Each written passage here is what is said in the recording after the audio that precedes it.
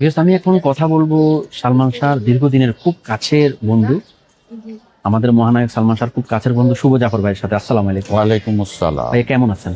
আছি আলহামদুলিল্লাহ।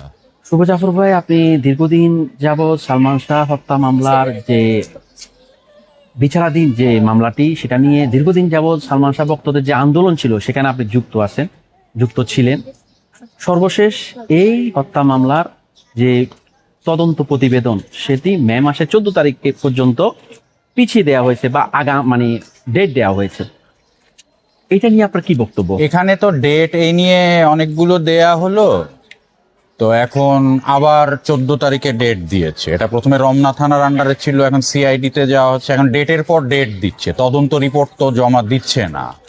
তো এটা নিয়ে আমার কথা হচ্ছে, এখন যেহেতু সরকার পরিবর্তন হয়েছে, তো বর্তমান সরকারের কাছে, বিশেষ করে প্রধানমন্ত্রী জনাব তারেক রহমান সাহেবের কাছে আমি আশাবাদী যে সালমান শাহ হত্যা মামলার বিচারটা উনি করবেন এবং দ্রুত এই আসামিদের অ্যারেস্ট করবেন। বিশেষ করে বাংলাদেশে যে আসামি যারা আছে তাদেরকে অ্যারেস্ট করবেন, এটা আমি ওনাদের কাছে আশাবাদী। এই মামলাটি অনেক বছর যাবৎ চলছে, আপনি আমার থেকে আরো বেশি জানেন, কিন্তু আসলে এটা তো একটা চাঞ্চল্যকর হত্যাকাণ্ড, হত্যা মামলা। যেহেতু আমরা হত্যা মামলা বলতেই পারি, যেহেতু আদালত সেটাকে হত্যা মামলা হিসাবে নিয়েছে। আসলে কিসের বাধা বা এখন তো গভর্নমেন্ট চেঞ্জ হয়েছে, এখন আমি আশাবাদী এই গভর্নমেন্ট এই হত্যাকাণ্ডের বিচার করবে। এখন দেখা যাক কি হয়, কারণ গভর্নমেন্টটা তো কেবল এসেছে, বেশি দিন হয়নি। এখন ওনাদের কাছে আশাবাদী, নিশ্চয়ই ওনারা এই হত্যাকাণ্ডের বিচার করবে। তবে আমরা একটা জিনিস খুশি হতে পারি, এটা সিআইডি তে এখন কারণ শহীদ রাষ্ট্রপতি জিয়াউর রহমান একজন সৎ শাসক ছিলেন। বাংলাদেশে এ পর্যন্ত যত সরকার হয়ে এসেছে, এদের মধ্যে একমাত্র সৎ শাসক ছিলেন শহীদ রাষ্ট্রপতি জিয়াউর রহমান, আর আপোষহীন নেত্রী ছিলেন বেগম খালেদা জিয়া। এই দুজনকে আমরা প্রচন্ড শ্রদ্ধা করি। তো ওনার ছেলে জনাব তারেক রহমান, আশা করছি উনি এখন প্রধানমন্ত্রী, উনি এই হত্যাকাণ্ডের বিচার অবশ্যই করবে। এখন দেখি ওনারা কি করেন। সালমান শাহর আম্মু একজন মহিষী নারী। আমি বারবার যেটা বলছিলাম, অনেক বছর যাবৎ তিনি ছেলের এই হত্যা মামলা নিয়ে লড়ছেন। তার জন্য আপনার কি বলার আছে, কি বক্তব্য আপনার? উনি তো ওনার এখন 75 ইয়ার্স ওল্ড। সালমান শাহর বাবা তার ছেলের বিচার দেখে যেতে পারেনি, এখন তার মা যেন এই বিচারটা দেখে যেতে পারে, এই অনুরোধ আমি এই সরকারের কাছে করছি, বর্তমান বিএনপি সরকারের কাছে। এটা আমার অনুরোধ যে সালমান শাহ হত্যা মামলার আসামিদের দ্রুত গ্রেফতার করুন, এই হত্যাকাণ্ডের বিচার করুন। কারণ সালমান শাহ এই দেশের একজন অ্যাসেট ছিল এবং খুব ভালো একটা নিরীহ ছেলে ছিল, তো তার এই হত্যাকাণ্ডের বিচার অবশ্যই হতে হবে। আমরা যারা এই সালমান শাহকে নিয়ে নিউজ করি, যারা সালমান শাহর যে আন্দোলন করেন, যে বক্তরা আছে তাদের ইন্টারভিউ নিই, তার ভিতরে সবচেয়ে আমার জানা মতে আপনি কাছের বন্ধু হচ্ছেন শুভ ভাই। এখন যেটা হচ্ছে যে আপনি হচ্ছেন ওনার সবচেয়ে কাছের বন্ধু, ওনার সাথে আপনার অনেক স্মৃতি। যদি দর্শকদের জন্য একটু স্মৃতিগুলো শেয়ার করতেন আপনার মতো স্মৃতি করে। তো অনেক, ওর সাথে 1985 থেকে আমার পরিচয়। তো 80s 90s এর দিকে ও আমার চেয়ে বয়সে 7 বছরের বড় ছিল, কিন্তু আমরা একসাথে খেলাধুলা করতাম, গান বাজনা করতাম। থাকে না ওই যে আমার চেয়ে উপরের ক্লাসে পড়ে, নিচের ক্লাসে পড়ি, সব একসাথে খেলতাম ওইভাবে। ওই আমলে হরতাল হতো, হরতালের সময় গ্রিন রোড, এলিফ্যান্ট রোডের রাস্তায় ক্রিকেট খেলতাম, ফুটবল খেলতাম। আমি, সালমান শাহ, ওর নাম তো ইমন, আমি ইমন, এরা একসাথে ইয়ে করতাম। তো যাই হোক, অনেক স্মৃতি, স্মৃতি বলে শেষ করার মতো নয়। আমরা মাঝে মাঝে তবে শুনি ও আমাকে বলেছিল যে আমাকে নিয়ে সে একটা মুভি করার কথা ছিল। ও এক হিরো, আমি আরেক হিরো, ডুয়েট হিরো। যেমন ওই যে রিয়াজ সালমান শাহ একটা করেছিল না, প্রিয়জন, এরকম আমাকে নিয়ে একটা করার কথা ছিল।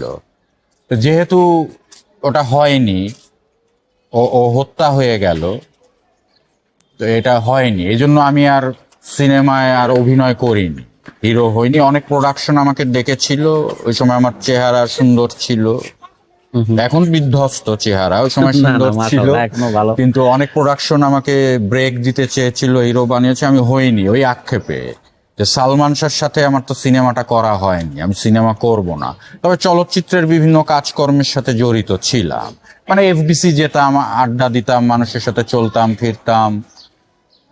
মিউজিক, আমি বেসিক্যালি মিউজিক নিয়ে কাজ করতাম, ওটাও ছেড়ে দিয়েছি। আপনি তো এফডিসিতে ওনার সাথে অনেকবার গিয়েছেন, সালমান শাহের হ্যাঁ সাথে। হ্যাঁ, বহু। এফডিসি তো ছিল আমাদের মিলন মেলা, মিলন কেন্দ্র আর কি। এখন কিরকম পার্থক্য দেখেন আগের এফডিসি আর এখন এফডিসির ভিতরে? এখন তো এফডিসি নাই, এটা তো এখন আতুর ঘর। সেই এফডিসি এখন আছে নাকি? এফডিসি এক সময় ছিল জমজমা, আর শেষ। এফডিসি তে গিয়ে তো আপনারাও তো যান, অনেকে তো লোকজনই খুঁজে পান না। ওটা আমরা এখন একটা- জীর্ণ শীর্ণ আতুর ঘর, এটাই তো খুব খারাপ লাগে জায়গাটা এখন এরকম দেখে, যে এক সময় কি ছিল জায়গাটা, কি হয়ে গেল। শোনেন, একটা দেশে এভারগ্রিন হিরো মেরে ফেলবে, বিচার হবে না, তাহলে আপনার চলচ্চিত্র কিভাবে টিকবে? চলচ্চিত্র ধ্বংসের মূল তো এগুলো। যাদেরকে দেখে মানুষ সিনেমা হলে আসবে, ওই আর্টিস্টরে মেরে ফেলবে, তাহলে সিনেমা থাকে নাকি? শুভ, আর একটা কথা বলবো, আমরা বিভিন্ন ইন্টারভিউতে জেনেছি ইতিমধ্যে, আপনি নিজেও জানেন, সালমান শাহ মারা যাওয়ার অল্প আগে, 1 সপ্তাহ আগে উনি ইন্ডিয়াতে শাহরুখ খানের সাথে ওনার একটা সিনেমার কথাবার্তা চলছিল। এক সপ্তাহ কি 10-12 দিন 13 দিন আগে আমার সাথে ওর লাস্ট দেখা, ওর হত্যার কতদিন আগে, 3 দিন আগে না, সপ্তাহখানিক আগে, মানে ওর ডাবিং চলছিল একটা কি সিনেমার যেন, তখন লাস্ট দেখা। হত্যাকাণ্ডের সম্ভবত সপ্তাহখানিক বা এরকম আগে আমাকে বলছিল যে 13 তারিখ আমি 13ই সেপ্টেম্বর আমি মুম্বাই যাচ্ছি, শাহরুখের সাথে বসবো, ওগুলি ফাইনাল করব, তারপর সিনেমা শুরু করব। ওই সিনেমার প্রডিউসার সালমান শাহ আর শাহরুখ খান, তো ওটার জুটি ছিল শাহরুখ খান কাজল, সালমান শাহ শাবনূর, একটা মুভি করবে, তো ওই নিয়ে যাবে। 13ই সেপ্টেম্বর যাওয়ার কথা, 6ই সেপ্টেম্বর তো তাকে হত্যা করে দিল। এটাই ওর সাথে আমার লাস্ট দেখা, শেষ দেখা। ওটা আর হলো না। এই স্মৃতিটা আমাকে বেশি নাড়া দেয়। উনি তো বেঁচে থাকলে আমাদের চলচ্চিত্র, যেহেতু ইন্ডিয়াতে উনি সিনেমা করার কথা ছিল, তাও সুপারস্টার শাহরুখ খানের সাথে, তাহলে আরো তো আমাদের চলচ্চিত্র মানে অনন্য পর্যায়ে, উন্নত পর্যায়ে চলে যেত। এটা কি আমাদের চলচ্চিত্রের জন্য খারাপ হলো না? আপনি কি বলেন? উনি চলে যাওয়াতে খারাপ হলো না? বেঁচে থাকলে তো এই চলচ্চিত্র আরো অনেক উপরে চলে যেত। চলচ্চিত্র তো ধ্বংসই হয়ে গেল, চলচ্চিত্র আছে নাকি?